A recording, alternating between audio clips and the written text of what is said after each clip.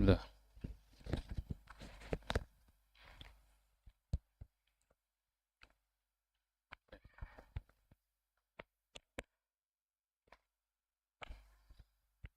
Bismillah.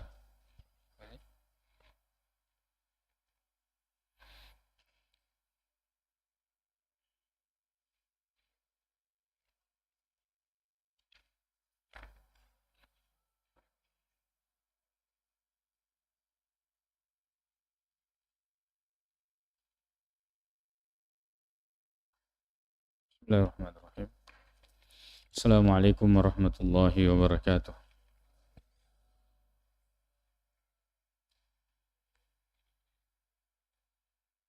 Alhamdulillahi rabbil alamin. Wal 'aqibatu lil muttaqin. Wala 'udwana illa 'alal zalimin. Asyhadu an la ilaha illallah wahdahu la syarika lah. Wa asyhadu anna Muhammadan 'abduhu wa rasuluh. Sallallahu alaihi wa ala alihi wa ashabihi wa sallama tasliman katsira, amma ba'd. Alhamdulillah, kembali kita dipertemukan oleh Allah Subhanahu wa taala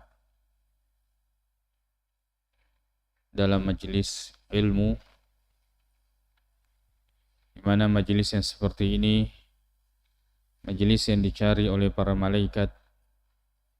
Kata Nabi sallallahu alaihi wasallam, "Inna lillahi malaikatan sayyahin," bahwa Allah Subhanahu wa taala memiliki malaikat-malaikat yang berpencar. Yatlubuna majalisal ilmi, mereka mencari majelis-majelis ilmu atau majalis adzikri. Ketika mereka mendapatkan majelis, lalu kemudian mereka berkumpul. Mereka bertumpuk sampai ke langit. Lalu kemudian Allah Subhanahu wa taala bertanya kepada mereka, "Bagaimana engkau mendapati hamba-hamba?" Majelis ilmu adalah majelis yang malaikat menghamparkan sayap-sayapnya. Ridhan lima tulib atau lima talabu. Mereka ridha, malaikat ini ridha terhadap, karena ridha terhadap apa yang dipelajari.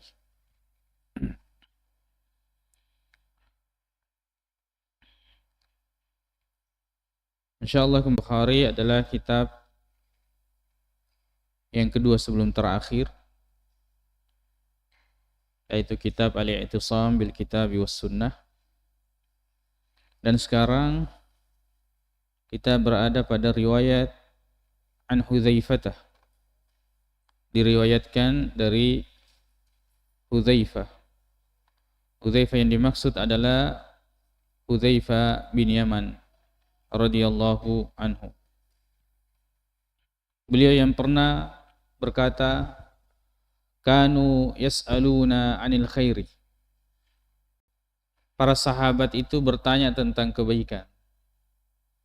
"Wa inni as'alu 'anil syarr." Sedangkan saya bertanya tentang keburukan, makhafata an yudrikani. Takut jangan sampai kemudian keburukan itu mendapati saya atau saya mendapati keburukan, lalu kemudian saya tidak mengetahui bahwa itu adalah keburukan. Jadi mengetahui keburukan itu penting untuk kita hindari. Ya. Sebagaimana yang akan kita pelajari atau faedah-faedah yang akan kita temukan pada riwayat ini. An Hudzaifah qala, diriwayatkan dari Hudzaifah radhiyallahu anhu, beliau berkata, "Ya ma'syaral qurra'i," wahai, beliau mengatakan, "Wahai ma'syaral qurra', wahai para ahli qiraah." Ya. Qurra itu jamak dari qari'un. Qari artinya orang yang membaca. Qurra artinya orang-orang yang membaca. Yang dimaksud di sini adalah yang membaca Al-Quran, dan begitu pula hadis-hadis Nabi sallallahu alaihi wasallam. Kita teruskan. Ya ma'asyaral qurra'i istaqimu. Istiqamalah kalian. Faqad sabaqtum sabqan ba'idan. Maka sungguh kalian telah mendahului sabqan ba'idan dengan pendahuluan atau jarak ba'idan yang jauh. Di sini terjemahannya, dengan demikian kalian telah menjadi pemenang yang jauh. Fa in akhadhtum yaminan wa shimalan, maka jika kalian mengambil ke kanan dan ke kiri, ya, di sini sebaliknya jika kalian oleng kanan kiri, laqad dalaltum dalalan ba'idan. Maka sungguh kalian telah sesat dengan kesesatan yang jauh. Di sini terjemahnya telah sesat sesat-sesatnya. Ya. Dalalan ba'idan, kesesatan yang jauh. Persesuaian hadis ini dengan babnya mengatakan iqtida bis sunan, mengikuti sunnah-sunnah Rasulullah sallallahu alaihi wasallam. Maka ini adalah perintah istiqamah, berpegang teguh terhadap Al-Quran dan Sunnah. Perintah istiqamah, berpegang teguh terhadap Al-Quran dan As-Sunnah. Baik, faedah yang bisa kita ambil dalam riwayat ini, yang pertama, Al-Qurra adalah ulama Al-Quran dan As-Sunnah serta ahli ibadah. Ini sebagaimana dijelaskan oleh Al-Hafiz Ibnu Hajar dalam kitabnya Fathul Bari. Beliau menjelaskan bahwa Al-Qurra itu adalah humul ulama. Mereka itu adalah al-ulama bil Qur'ani was sunnah. Jadi istilah ini masyhur oleh para ulama Al-Quran dan Sunnah. Maka orang tidak boleh alergi. Kita membaca dan membuka syarah hadis masyhur, yaitu Al-Quran was Sunnah. Al-Quran was Sunnah. Istilah sunnah itu masyhur. Bahkan Ibnu Hajar yang dikenal dengan akidah Asy'ariyah, beliau ya dengan jelas menjelaskan bahwa yang dimaksud di sini adalah orang yang mengenal Al-Qur'an dan As-Sunnah.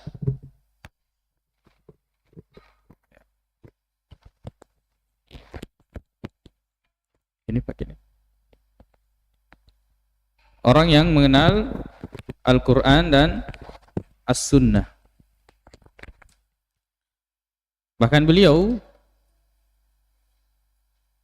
misalnya dalam menjelaskan hadis Rasulullah sallallahu alaihi wasallam, la yakunanna min ummati aqwamun yastahilluna al-hira wal harira wal khamra wal ma'azif. Akan ada di antara umatku ini akan nanti menghalalkan al-hira, yaitu zina, al-harira, sutra bagi laki-laki, wal khamra, yaitu khamar, wal ma'azif, yaitu alat musik. Beliau menjelaskan bahwa hadis itu sahih dan menjelaskan kekeliruan ulama-ulama yang menganggap hadis ini tidak sahih. Di antaranya adalah Ibnu Hazm yang menganggap hadis ini tidak sahih. Maka semua ulama yang mengatakan hadis ini tidak sahih, maka beliau mengatakan membantahnya, bahkan beliau menulis satu kitab ya tentang bagaimana hukum hadis mu'allaq pada Sahih Bukhari. Dan beliau menyatakan bahwa hadisnya sahih. Dan orang masih ragu saja. Ketika ditanya apa hukumnya zina, mengatakan haram. Ketika ditanya apa hukumnya sutra bagi laki-laki, dia mengatakan haram. Ketika ditanya apa hukumnya minuman keras khamar, dia mengatakan haram. Ketika ditanya apa hukumnya musik, dia pikir-pikir dulu. Ya. Padahal di situ menggunakan waw al-atfi, al-jam' yang mengumpulkan hukumnya. Kalau zina hukumnya haram, kalau misalnya sutra laki-laki bagi laki-laki haram, khamar hukumnya haram, maka alat musik juga hukumnya haram. Ya. Dan bayangkan dosa zina, bayangkan dosanya minuman keras atau khamar. Maksud saya bahwa beliau, ya, kalaupun tersalah, beliau memang manusia biasa. Ya, manusia bisa benar bisa salah. Tapi perhatikan bagaimana beliau menjelaskan hadis Rasulullah sallallahu alaihi wasallam.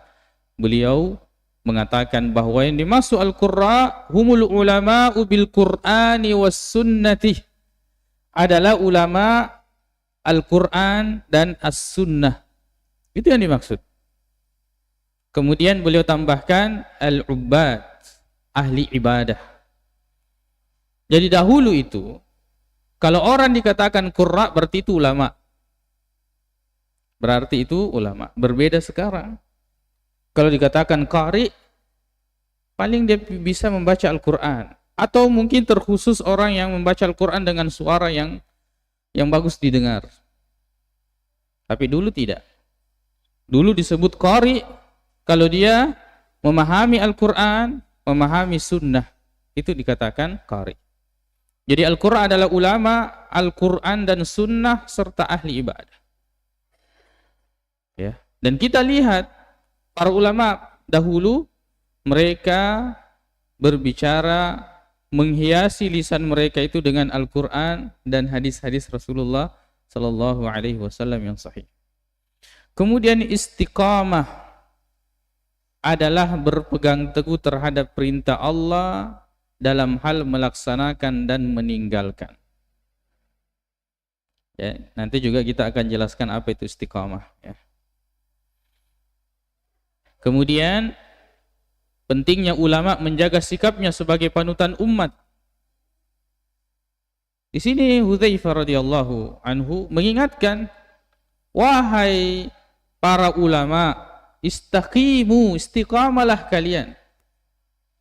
Kenapa? Kalian itu orang yang diikuti, orang yang menjadi panutan, orang yang menjadi contoh. Guru itu, kita kalau sudah menjadi guru, atau apalagi kalau dipanggil ustadz, ya, apalagi dipanggil kiai atau kaguruta atau gelar-gelar yang lain, gelar-gelar keagamaan yang kemudian dianggap kalau digelari seperti itu berarti paham agama, maka walaupun memiliki kekurangan jangan tampakkan, sebab itu nanti akan menjadi contoh. Ini ustadz ini saja begini, ya. Walaupun ustadz itu manusia, ustadz itu adalah manusia, cuma statusnya dia adalah diikuti, dia ditiru. Maka kata Hudzaifah, istiqamalah ya ma'syaral qurra, kalian harus istiqamah. Faqad sabaqtum sabqan ba'idan. Di sini dijelaskan dalam riwayat atau sebagian ulama memberikan bacaan mengatakan faqad subiqtum, kalian telah didahului. Maksudnya kalian telah didahului oleh orang-orang atau para sahabat, ya. Maka dekatilah mereka dalam perbuatan, dalam akidah dan pengamalan. Tiru mereka. Seperti itu. Jadi pentingnya ulama menjaga sikapnya sebagai panutan umat. Orang sering mengatakan bahwa kalau guru kencing berdiri, maka murid sudah kencing berlari. Ya.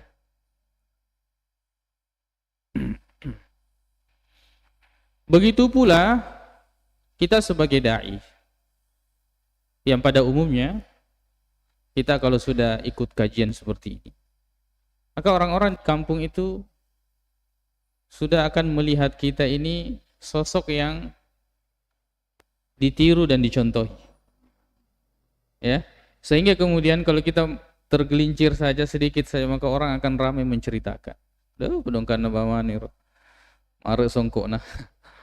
Ya, dan seterusnya, singgungan-singgungan seperti itu. Itu artinya bahwa ketika kita ya, ikut kajian seperti ini, maka kita harus menjaga sikap. Ya. Sebab orang melihat sunnah, melihat akidah yang benar, itu berada di kepala atau di pundak kita. Kita menjadi contoh. Kemudian yang keempat, ulama tanggung jawabnya besar. Tanggung jawabnya besar. Dia akan mempertanggungjawabkan terhadap apa yang dia ucapkan. Ya, makanya di sini pentingnya takwa kepada Allah Subhanahu wa taala. Sebab kalau tidak, maka cenderung kita akan berdakwah dan yang akan kita kumpulkan adalah jamaah. Adalah jamaah. Mengumpulkan jumlah. Bukan lagi kemudian berdakwah ikhlas karena Allah Subhanahu wa taala, akan tetapi sudah memanggil kepada diri kita atau keinginan kita. Dan kalau sudah kaitannya dengan jamaah, jamaah ini fitnahnya besar. Makanya ulama itu ya cenderung diceritakan bahwa ada di antara ulama, kalau mereka sudah seperti ini dan banyak pengikutnya, maka mereka menghilang. Mereka menghilang. Entah kemana pindah lagi, karena mereka takut dengan fitnah jamaah. Takut dengan fitnah jamaah. Padahal umat ini banyak. Umat ini di mana-mana. Umat ini penyimpangannya beraneka ragam. Ya, sebagian ustadz mungkin bisa mendekati dari sisi ini. Sebagian ustadz yang lain bisa mendekati dari sisi ini. Bersinergi dalam dakwah itu sangat penting. Sebab kita datang bukan untuk menyelesaikan misi. Kita datang untuk bergabung dalam misi dakwah. Ulama tanggung jawabnya besar. Kemudian yang kelima adalah Allah Subhanahu wa taala berfirman, Al-Hafiz Ibnu Hajar sendiri atau ulama mengatakan bahwa ucapan Hudzaifah ini mirip dengan kandungan ayat ini, yaitu surah Al-An'am ayat 153. Wa anna hadza sirati mustaqiman fattabi'uhu.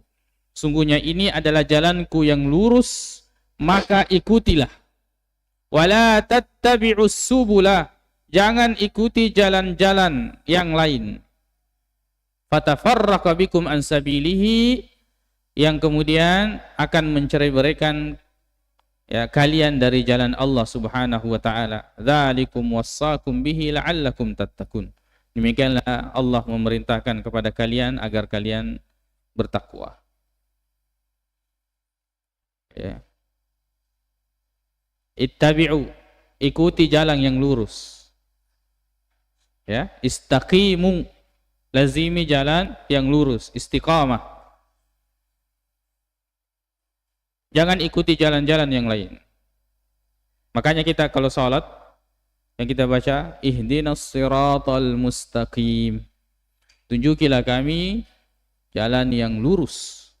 Kenapa tidak mengatakan tariq? Tariq itu jalan. Ya. Yang pernah umrah itu sering dengar tariq ya. Jalan-jalan. Ternyata as-sirat itu jalan dan tidak ada lagi jalan yang lain. Orang sering bahasakan dengan jembatan atau titian. Tidak ada yang jalan yang lain kecuali itu. Semuanya harus lewat ke situ. Tidak ada alternatif yang lain. Ya Allah, tunjukilah saya jalan itu, bukan jalan yang lain. Maka agama itu mengikut, bukan berkreasi. Agama itu adalah menempuh jalan, bukan mencari jalan. Karena jalan sudah ada. Jalan itu sudah ada. Jangan lagi buat jalan-jalan yang lain. Tarekat dan selainnya. Jalan ini sudah ada. Kita meminta kepada Allah agar Allah memudahkan kita meniti jalan tersebut. Ihdina. Bukan membuat jalan. Ya. Bukan membuat jalan. Jalannya sudah ada. Bahkan sudah ada yang melewatinya. Bahkan sudah ada yang sampai, yaitu Nabi SAW, yang kita tinggal mengikut.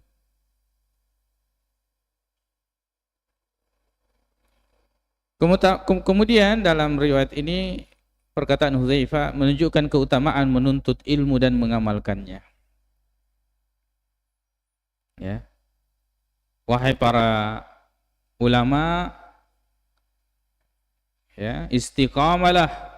Kalau kalian istiqamah, kalian akan jauh, ya, terlampau jauh ke depan. Kalau kalian istiqamah, maka ini keutamaan bagi para ulama, alim, begitu pula termasuk penuntut ilmu. Syekh bin Baz rahimahullah ketika menjelaskan di sini boleh mengatakan, ya, al-alim atau al-ulama wa talabatul ilmi. Yang dimaksud di sini adalah ulama dan para penuntut ilmu. Yang dimaksud dengan ma'syaral qurra yaitu para ulama dan penuntut ilmu. Kita lihat Allah Subhanahu wa taala berfirman, yarfa'illahu alladhina amanu minkum. Niscaya Allah akan mengangkat derajat orang-orang yang beriman di antara kalian dan orang-orang yang berilmu. Orang-orang yang berilmu. Ini menunjukkan keutamaan daripada orang-orang yang menuntut ilmu, dan banyak sekali keutamaan tentang menuntut ilmu.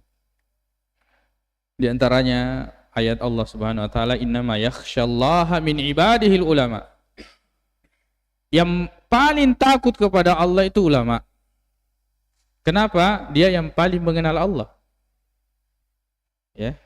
Dia yang paling mengenal Allah Subhanahu wa taala. Kemudian baiknya ulama adalah baiknya umat dan negeri. Sebaliknya rusaknya ulama adalah kerusakan bagi umat dan negeri. Ya.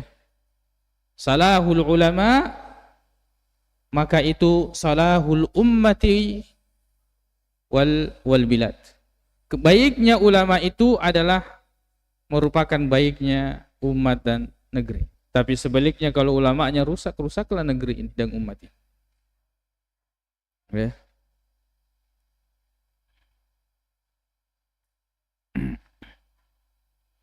Kemudian membaca dan mengambil pelajaran dari kisah orang-orang saleh. Ini penting, itu berdasarkan bacaan faqad subiktum sabqan ba'idan. Karena ada yang mentashkilnya, memberikan harakat begitu, para pensyarah hadis. Sungguh kalian telah didahului. Berarti kita mengambil ibrah pelajaran dari orang-orang yang mendahului kita, dari salafus salih, orang-orang yang saleh. Untuk kita jadikan pelajaran, itu kita ikuti, jadikan panutan. Kemudian perintah dan keutamaan istiqamah. Hadis ini ataukah perkataan Hudzaifah ini mengandung perintah dan keutamaan istiqamah. Dan ini terambil dari ayat tadi. Ulama mengatakan seolah-olah perkataan Hudzaifah ini terambil dari ayat wa anna hadza sirati mustaqiman fattabi'uhu wa la tattabi'us subul. Ini adalah jalanku yang lurus, maka ikutilah, ya. Jangan ikuti jalan yang lain, kiri kanan, sehingga kalian akan sesat. Fatafarraqa bikum an sabil, kalian akan bercerai-berai. Kemudian apa itu istiqamah? Banyak sekali ungkapan ulama. Apa itu istiqamah? Banyak sekali. Ya. Maka kemudian kalau dirangkum kurang lebih makna istiqamah seperti ini. Berapa poin? 10 poin. Istiqamah adalah iman yang jujur kepada Allah. Al-imanus sadiqu billah. Istiqamah itu adalah iman yang jujur kepada Allah Subhanahu wa ta'ala. Allah Subhanahu wa ta'ala berfirman dalam 2 tempat dalam Al-Quran, mengatakan istaqim kama umir. Dalam ayat lain, fastaqim kama umirta. Istiqamalah sebagaimana kalian diperintahkan. Ternyata istiqamah ini adalah ilmu, pemahaman dan pengamalan. Bukan istiqamah itu dalam artian orang berperengang, bukan. Istiqamah ini didahului oleh ilmu dan pemahaman yang benar, lalu kemudian pelaksanaan. Itulah yang dimaksud dengan istiqamah. Makanya Allah mengatakan fastaqim kama umirta, istiqamalah sebagaimana engkau diperintahkan. Jadi ada orang istiqamah tidak seperti yang diperintahkan. Ada orang bertahan dalam kondisi dia zalimi dirinya. Sebagaimana dalam beberapa riwayat, misalnya Zainab, ya, Rasulullah masuk di masjid dan mendapati di mana tali itu dibentangkan dari tiang ke tiang.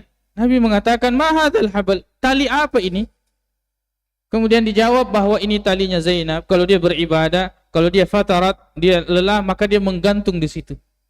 Kata Nabi SAW, "Hulu, lepaskan ini tali ini. Fal yusalli ahadukum nasyatahu."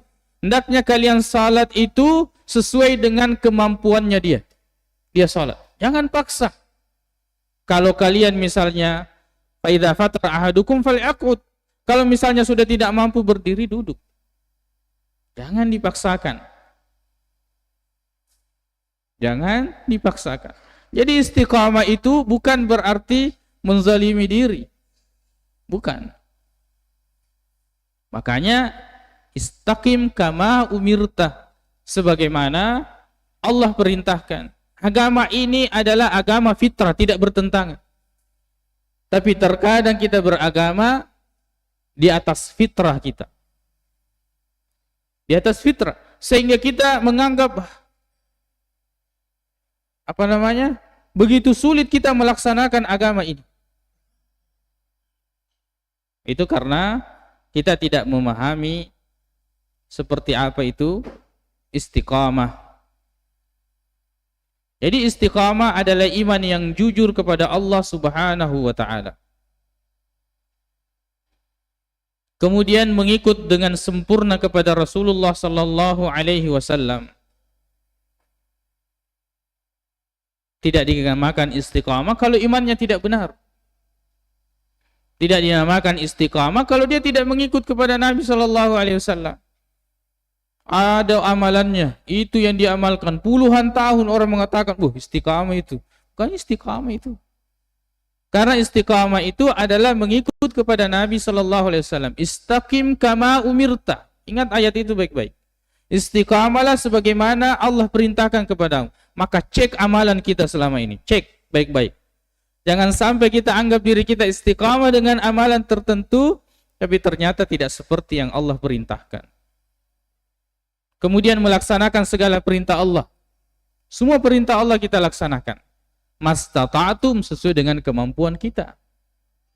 Kemudian menjauhi segala larangan. Kata Nabi sallallahu alaihi wasallam, apa saja yang manahaitukum anhu fajtanibuhu. Apa yang saya larang, hindari. Ya. Wa idza amartukum bi syai'in, kalau saya perintahkan sesuatu, fa'tu minhu mastata'tum. Maka lakukan sesuai dengan kemampuan kalian. Jadi kalau larangan dijauhi.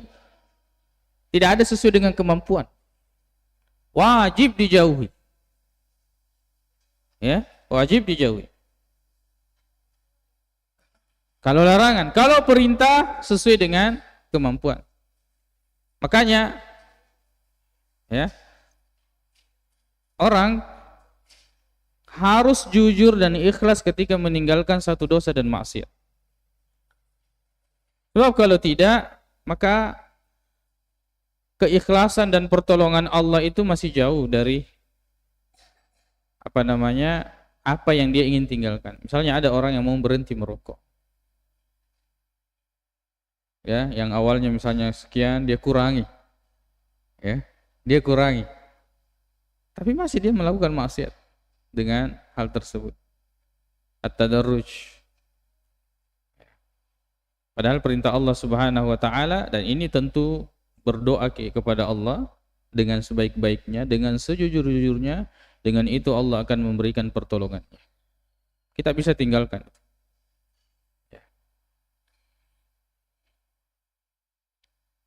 Beda kalau perintah. Kalau perintah sesuai dengan kemampuan. Bedakan sesuai dengan kemampuan dengan sesuai dengan kemauan. Ya.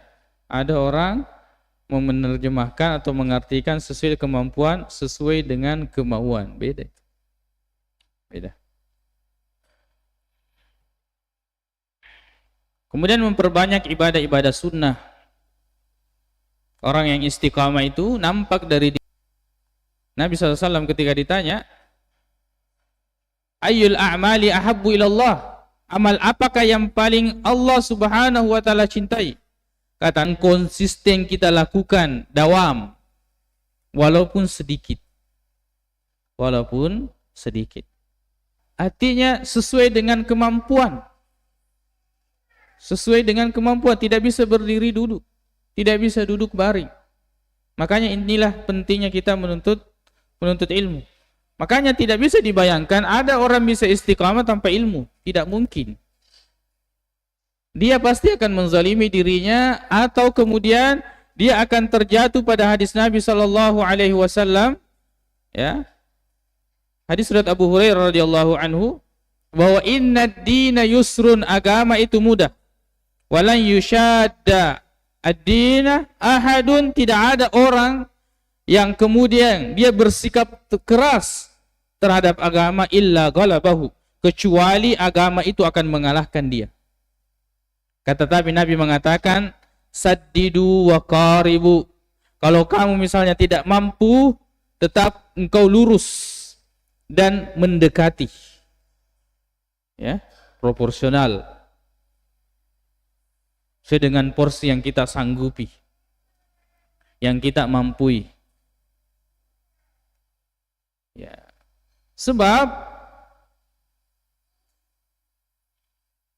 sama dengan kalau kita mau melihat, misalnya suami, kalau mau melihat istrinya itu kufur, kasih beban tidak sesuai dengan kemampuannya, dia akan ingkar, dia akan kufur. Ya. Kalau dia sudah tidak bisa atau tidak sanggup, dia pasti akan berjalan di luar garis. Suruh ini, suruh ini, suruh ini, suruh ini. Sudah di luar kemampuannya, maka kemudian dia akan dia akan membelok. Makanya Allah Subhanahu wa taala yang menciptakan kita, tahu kemampuan kita. Allah mengatakan, takutlah kepada aku sesuai dengan kemampuan. Kita membebani istri tidak sesuai dengan kemampuannya. Atau misalnya kita membebani orang tidak sesuai dengan kemampuan. Bahkan termasuk sifat rahmatnya manusia terhadap hewan itu tidak membebaninya di atas bebannya. Ini hewan ini. Apalagi manusia. Ya. Sama dengan anak, kalau kita makalah anak sudah kasih beban di atas kemampuan. Kita akan mengajarkan dia kalasi. Ya.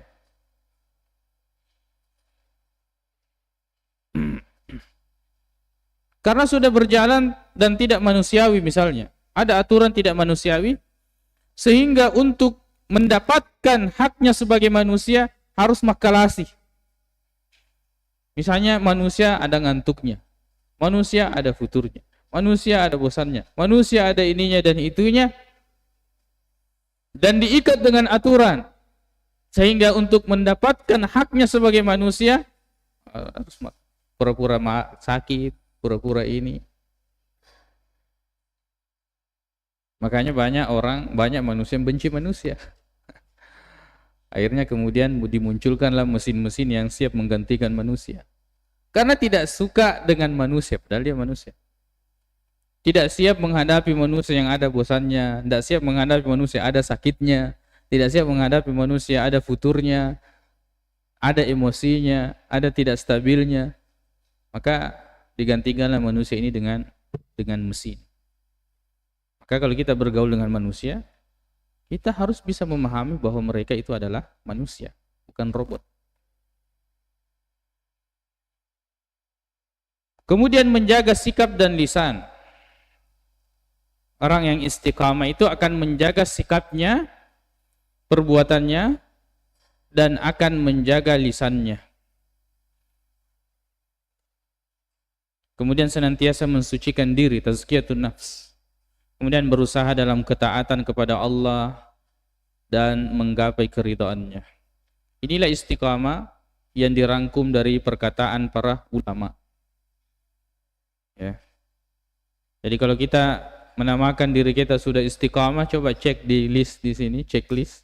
Bagaimana iman kita, bagaimana kita mengikuti Nabi, bagaimana kita melaksanakan perintah, bagaimana kita menjauhi larangan, bagaimana ibadah sunnah yang kita lakukan, bagaimana konsisten kita dalam beramal, bagaimana kita melihat amal itu dan melakukan amal itu, ya, sesuai dengan porsi kemampuan kita atau tidak, bagaimana kita menjaga sikap dan lisan, bagaimana kita menjaga hati, dan bagaimana kita berusaha dalam ketaatan kepada Allah dan mencapai ridha Allah Subhanahu wa taala.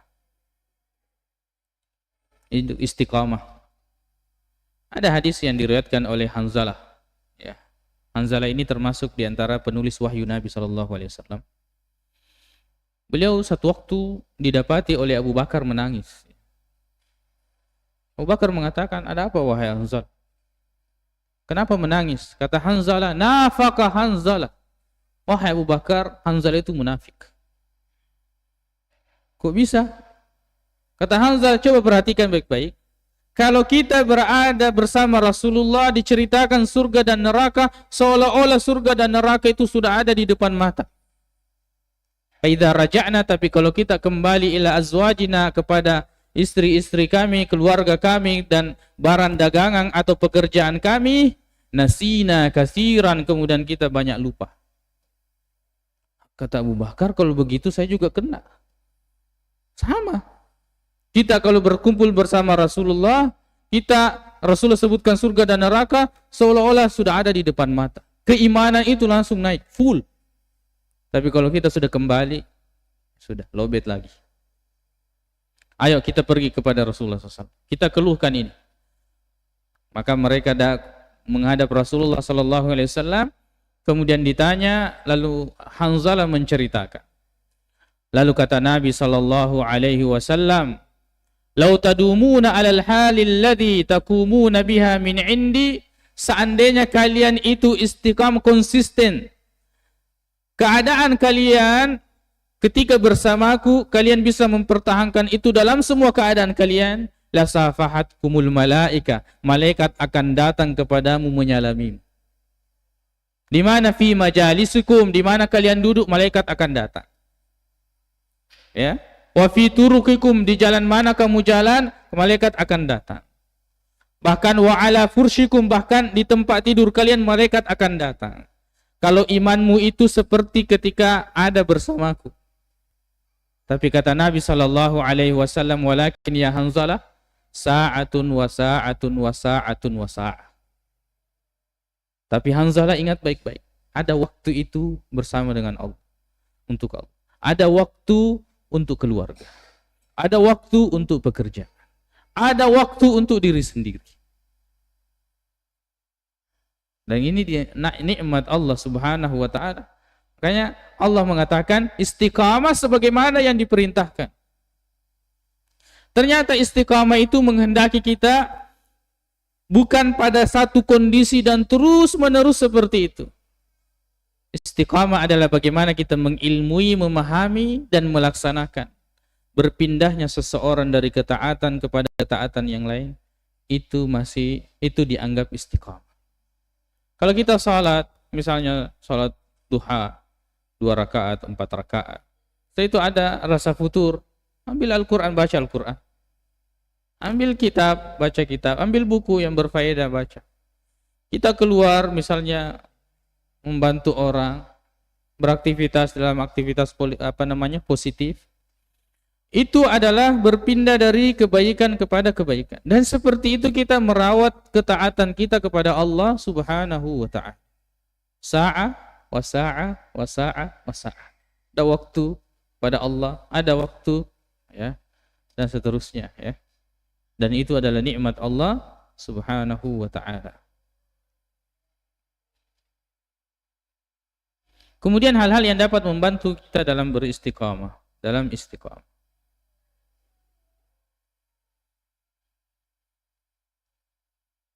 Tinggal 2 menit. Yang pertama adalah berdoa kepada Allah.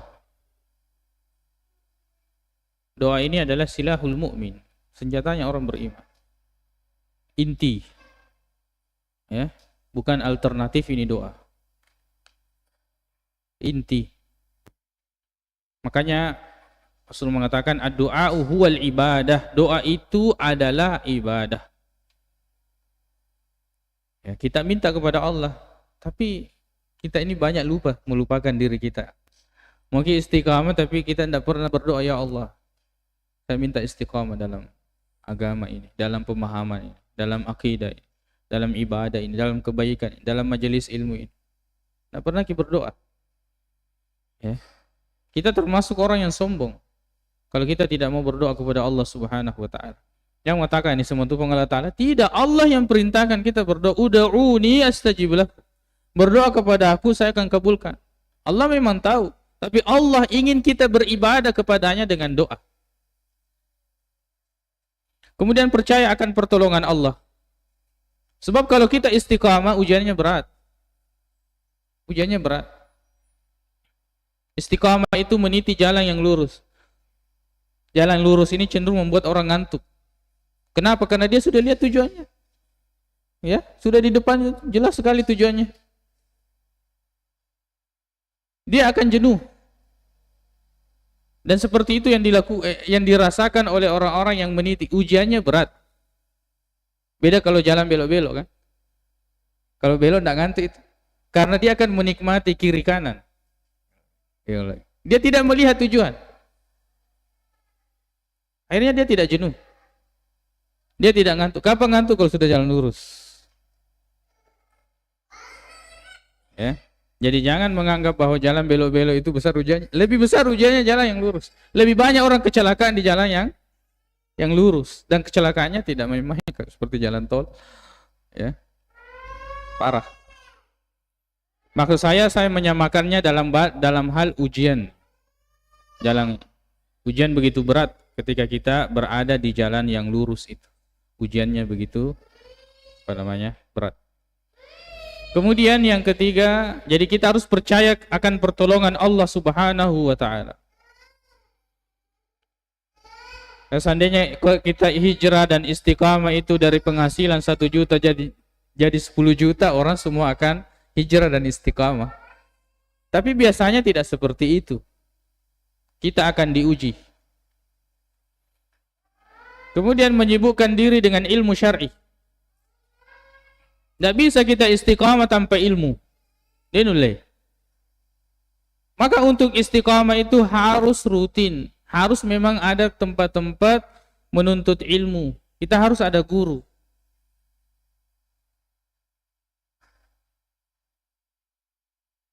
Ya, jangankan itu, seorang ustadz atau seorang ulama pun ketika dia berhenti belajar, dia pun akan surut dari keistiqomahannya.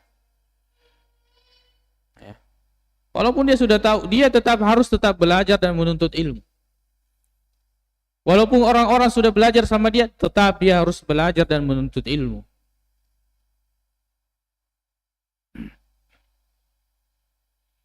Kemudian berpegang teguh terhadap sunnah. Berpegang teguh terhadap sunnah. Addu 'alaiha bin nawajid. Kita harus menggigitnya dengan gigi geraham. Ya. Ini yang bisa membantu kita istiqamah. Bagaimana kita berpegang teguh terhadap sunnah. Nabi SAW meninggalkan 2 perkara. Kalau kita berpegang teguh maka kita tidak akan tersesat. Yaitu kitabullah wa sunnati Rasulillah sallallahu alaihi wasallam. Kemudian senantiasa menghadirkan muraqabah Allah, pengawasan Allah Subhanahu wa taala. Ini yang bisa membuat kita istiqamah. Kita merasa dilihat oleh Allah Subhanahu wa taala, dan memang Allah melihat. Dan ini tingkatan yang paling tinggi. Ada Islam, ada iman, ada ihsan. Ini wilayah yang paling tinggi ini. Dan wilayah yang paling sempit. Wilayah yang paling luas pertama adalah wilayah kufur. Wilayah ini besar. Makanya kata Nabi SAW, perumpamaan penghuni surga dengan penghuni neraka ini cuma seperti satu bulu di antara bulu-bulu yang lain kalau pada hewan. Sedikit sekali. Jadi wilayah kufur ini besar. Ya, saking banyaknya mereka kemudian menjadi bahan bakar neraka. Quduhan nasu wal hijarah. Kemudian menjadi kecil dalam wilayah Islam. Kemudian banyak orang Islam, tapi menjadi kecil dalam wilayah iman. Menjadi kecil dalam wilayah ihsan. Apa itu ihsan? Kata Nabi SAW, an ta'budallaha ka'annaka tarah. Kau beriman, engkau menyembah kepada Allah seolah-olah engkau melihat Allah. Fa in lam takun tarahu fa innahu yarak. Tapi jika engkau tidak melihat Allah, maka yakin Allah Subhanahu wa taala melihatmu. Ini yang membantu kita untuk istiqamah. Selalu merasa dilihat oleh Allah, dan Allah Maha melihat. Ya, kalau kita melakukan sesuatu, Allah melihat saya. Ada malaikat yang catat, pasti akan dipertanggungjawabkan. Kemudian melawan hawa nafsu, syahwat dan godaan syaitan. Ya. Ini harus dipaksa. Harus dipaksa. Ya, harus kita melawan hawa nafsu ini. Sebab kalau kita tidak melawan, kita cenderung selalu akan ditarik, digoda dalam berbagai hal. Dan menutup semua pintu-pintunya. Kemudian banyak membaca Al-Quran dengan tadabbur.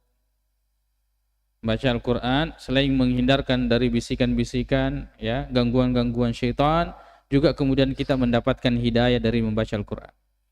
Kemudian banyak berzikir kepada Allah Subhanahu wa taala. Berzikir dengan mengetahui maknanya, menghadirkan maknanya.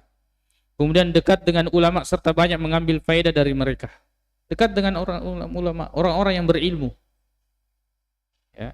Kemudian menguatkan khauf dan raja. Bagaimana rasa takut kita kepada Allah kita kuatkan, dan bagaimana pengharapan kita kepada Allah kita kuatkan.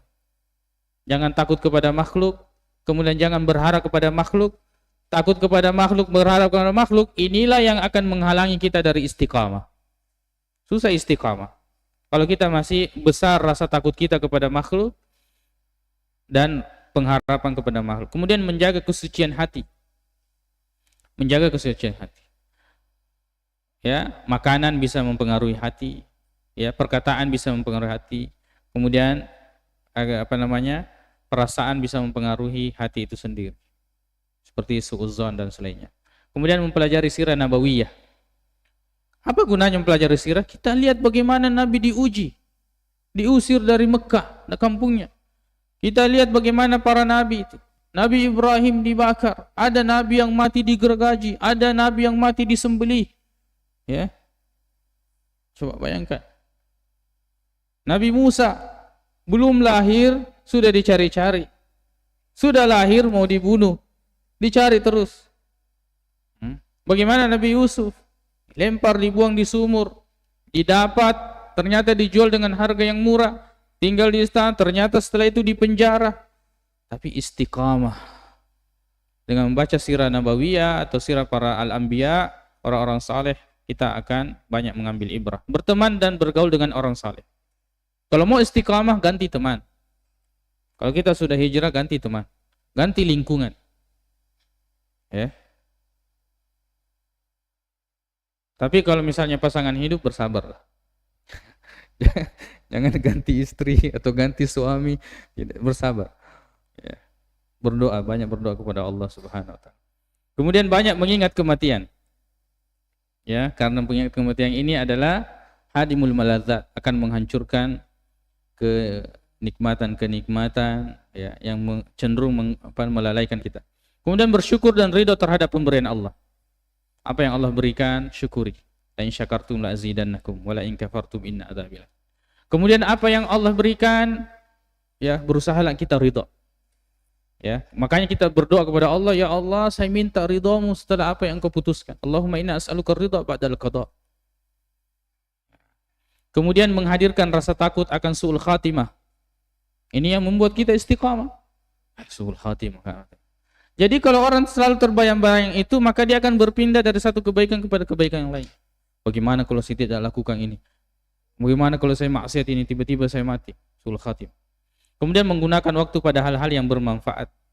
Jangan pada hal-hal yang tidak bermanfaat. Kemudian senantiasa bertobat kepada Allah dan memperbanyak istighfar. Insyaallah kita lanjutkan pada setelah azan.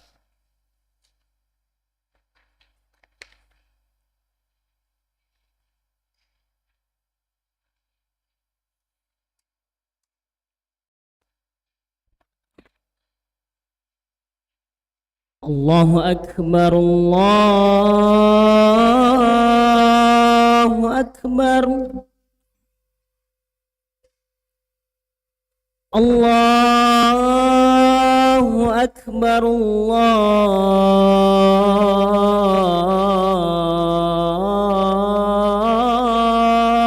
Akbar. Ashhadu an la ilaha illallah.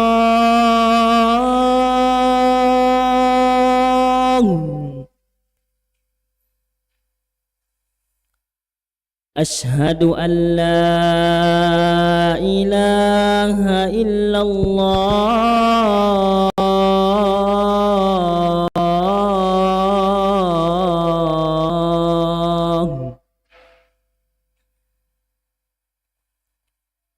Ashhadu anna Muhammadar Rasulullah.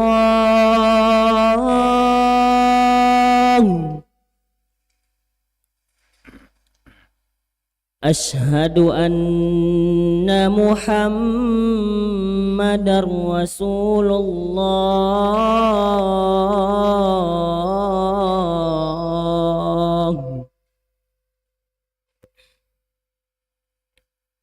Hayya 'alas salam.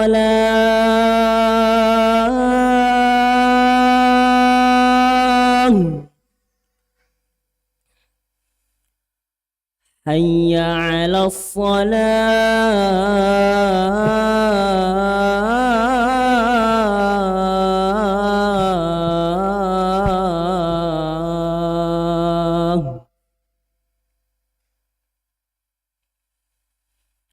Hayya 'alal falah.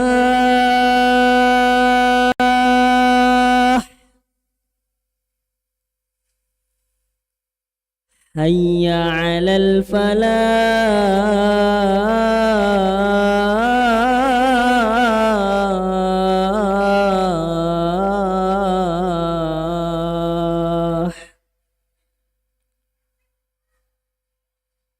Allahu Akbar, Allahu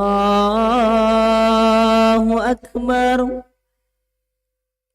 La ilaha illallah.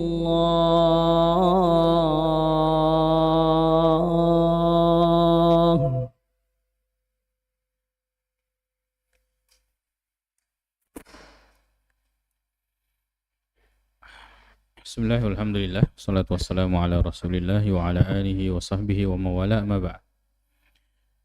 Baik, kita lanjutkan pada kitab yang kedua, Bulughul Maram lil Hafiz Ibnu Hajar rahimahullahu ta'ala, dan sekarang masuk pada pembahasan babul aniyati, bab tentang aniyah. Aniyah ini bejana, wadah, tempat ya. Dan ini sesuai, bab ini masuk dalam kitabut taharah, karena ketika kita membersihkan menggunakan air itu butuh wadah, butuh bejana. Jadi itu persesuaian antara bab dengan kitab. Jadi kitabut taharah babnya tentang al-aniyah. Kemudian hadis yang disebutkan oleh beliau, wa an Hudzaifah ibn al-Yamani, insyaallah ya. Kembali lagi hadisnya Hudzaifah bin Yaman radhiyallahu anhuma. Qala, beliau berkata, qala Rasulullah sallallahu alaihi wasallam, Rasulullah sallallahu alaihi wasallam bersabda, la tashrabu fi aniyati adh-dhahabi wal fiddati. Janganlah kalian minum pada bejana emas dan perak. Wala ta'kulu fi sihafihima, dan janganlah kalian makan pada piring keduanya, artinya emas dan perak.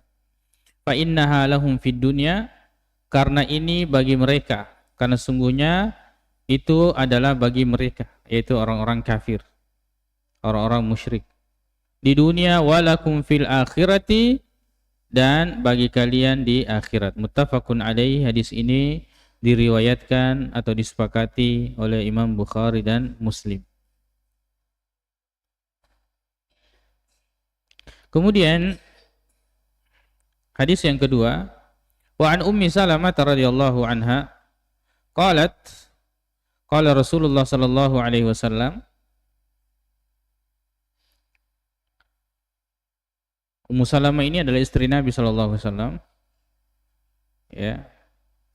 Beliau menikahinya ya ketika suaminya meninggal, Ummu Salamah. Ya. Yaitu suaminya adalah Abu Salamah. Ya, termasuk di antara istri Nabi sallallahu alaihi wasallam dan dilamar oleh Nabi sallallahu alaihi wasallam. Beliau mengatakan, ya, saya punya anak, saya sudah tua dan saya perempuan yang sangat pencemburu. Kata Nabi sallallahu alaihi wasallam, adapun kamu tua, kita sepantara, kita seumuran. Adapun anak-anakmu akan jadi anak-anakku, saya akan urus. Adapun kecemburuanmu, saya akan berdoa kepada Allah agar Allah menghilangkan kecemburuan dan betul-betul hilang. Maka di antara istri-istri Nabi sallallahu alaihi wasallam, kalau ada masalah yang selalu didorong itu adalah Ummu Salamah. Untuk datang bertemu kepada Nabi SAW, menceritakan tentang apa yang diinginkan oleh istri-istri Nabi SAW, itu adalah Ummu Salamah. Ya. Jadi perempuan bisa berdoa agar Allah menghilangkan kecemburuannya. Ya. Kalau itu berat, maka berdoa kepada Allah Subhanahu wa taala. Karena ada memang kecemburuan ini, ada yang terlalu berlebihan, ya. Ada yang terlalu berlebihan. Bahkan ada cemburu kepada mertuanya. Ya, ada cemburu kepada ipar perempuannya, ya. Dan itu, ya, cemburuan ini terkadang merusak kalau berlebihan. Bisa berdoa sebagaimana Nabi Shallallahu Alaihi Wasallam lakukan. Dari Ummi Salamah radhiyallahu anha, beliau berkata, Rasulullah Shallallahu Alaihi Wasallam bersabda, "Alladhi yashrabu fi ina'il fiddati." Orang yang minum pada bejana perak, ya, menggunakan bejana perak, wadah tempat air, gelas. Innama yujarjiru fi batnihi nar jahannamah. Itu sama halnya atau tidak lain kecuali dia itu memasukkan di dalam perutnya neraka jahanam. Ya. Api. Muttafaqun alaih. Di sini riwayat Bukhari dan Muslim. Ini mungkin kita tidak, ya, kalau di rumah kalau sudah ada bejana emas, ya mungkin kita sudah jual. Tapi ini biasanya dilakukan oleh orang-orang yang berduit. Ya. Kita biasa mungkin lihat di video sampai mobilnya ada campuran emasnya, sampai apanya ada emasnya, ya. Kalau kita alhamdulillah, ya, kita tidak diberikan seperti ini. Tapi kita harus tahu bahwa hukumnya itu tidak boleh. Itu haram. Dan di antara seorang muslim itu hidupnya realistis. Allah kasih kita kekayaan, kita bersyukur. Dan kita beribadah dengan kekayaan tersebut. Allah kasih kita kemiskinan, kita bersyukur. Kita beribadah dengan kesabaran. Kata Nabi SAW, la tazulu qadama abdi yawmal qiyamah, tidak akan bergeser dua kaki seorang hamba pada hari kiamat sampai ditanya tentang empat ini. Umurnya, jasadnya, umurnya, ilmunya, hartanya. Yang paling spesial ini harta, karena dua pertanyaannya. Min aina, dari mana, wa fima anfaq. Min aina iktasaba wa fima anfaqa. Dari mana dia dapatkan dan kemana dia gunakan. Kemana dia gunakan. Kalau misalnya kita diberikan ujian dengan kemiskinan, paling kalau ada dari mana, misalnya kita punya uang 500.000, ditanya dari mana, saya dikasih. Kemana, saya beli beras, sudah selesai. Ya. Mana lagi kita bersabar, ditambah lagi pahala. Tapi makanya bagaimana kemudian orang-orang yang Allah mudahkan rezekinya, dia harus beribadah melalui jalur itu. Ya, pertanggungjawaban besar. Tanggungjawab besar di hadapan Allah Subhanahu wa taala. Makanya, ya, dengan harta itu mungkin dia akan membeli bejana emas. Ya, mungkin dia beli ini, mungkin dia beli itu. berlebih-lebihan. Dan dia tidak mengenal apa yang Allah Subhanahu wa taala haramkan dari pakaian, dari hal-hal yang digunakan. Makanya fawaid dari hadis ini kita ambil, ya. Di antaranya adalah hukum asal menggunakan bejanah adalah boleh sampai ada dalil yang melarang pada jenis tertentu. Jadi kalau ada tempat gunakan saja sampai ada dalil yang melarang. Sampai ada dalil yang melarang. Jadi kalau tempat-tempat digunakan, oh ini emas, oh ya jangan pakai, karena itu dilarang. Tapi selama hukumnya kita tidak tahu, berarti gunakan saja. Sampai ada yang menegur atau sampai kita tahu bahwa ini sesuatu yang tidak dibolehkan. Al aslu fil asya al ibahah, hukum asal sesuatu boleh. Ya. Ayatnya huwallazi khalaqalakum ma fil ardi jami'a, Allah yang menciptakan bagi kalian di muka bumi ini seluruhnya untuk kalian. Silahkan gunakan. Itu dalil daripada kaidah tersebut, hukum asal dari sesuatu boleh. Kemudian dilarang makan dan minum menggunakan bejana emas dan perak, baik untuk laki-laki maupun perempuan. Jadi jangan kita anggap bahwa perempuan boleh, tidak boleh juga. Kalau memakai boleh, tapi menggunakan untuk minum, makan, minum tidak boleh.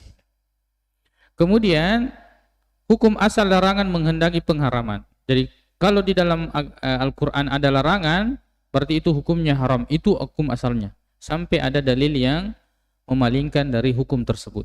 Kemudian tidak boleh menyerupai orang-orang kafir. Orang kafir menggunakan ini jangan ikuti. Man tasyabbaha biqaumin fahuwa minhum. Barang siapa yang menyerupai satu kaum, maka dia akan digolongkan kaum tersebut. Kemudian beriman kepada hari pembalasan. Kama tadi nutudan, sebagaimana kita memperlakukan, seperti itu kita akan diperlakukan. Al-jaza'u min jinsil amal, balasan itu sesuai dengan amal perbuatan. Kamu dulu minum menggunakan perak, maka kemudian sama halnya kamu nanti akan disiksa dengan memasukkan bara api itu atau tembaga yang sudah dididihkan itu, lalu kau meminumnya. Kemudian balasan terbaik bagi orang-orang yang sabar. Orang menggunakan ini dan itu dengan kemewahannya, sabar. Kita ini orang beriman. Innama yuwaffas sabiruna ajrahum bighairi hisab. Bahwa orang bersabar itu akan mendapatkan pahalanya tanpa batas. Yang kita lihat mereka itu ada batasnya semua. Batas maksimal dan batas waktu yang bisa dia gunakan. Kalau kita di surga tanpa batas dan waktu juga seperti itu. Kemudian balasan sesuai dengan amal perbuatan, ya sudah. Kemudian kuat dengan syariat Islam. Ya, kita harus merasa bangga dan merasa kuat dengan syariat yang Allah Subhanahu wa taala berikan. Kemudian di antara cara mengamalkan hadis ini yaitu tidak makan dan minum menggunakan bejana emas dan perak, mempelajari hal-hal yang diharamkan oleh Allah agar kita tidak terjerumus padanya, kemudian takut kepada ancaman Allah Subhanahu wa taala. Alhamdulillah selesai 3 riwayat atau 3 hadis. Mudah-mudahan Allah Subhanahu wa taala mempertemukan kita kembali membahas tentang ayat-ayat Allah dan hadis-hadis Rasulullah sallallahu alaihi wasallam. Kita belajar untuk semakin kita mendekatkan diri kita kepada Allah, bukan semakin menyombongkan diri, bukan semakin membuat hati kita keras. Subhanakallahumma wa bihamdik, asyhadu an la ilaha illa anta, astaghfiruka wa atubu ilaik. Assalamualaikum warahmatullahi wabarakatuh.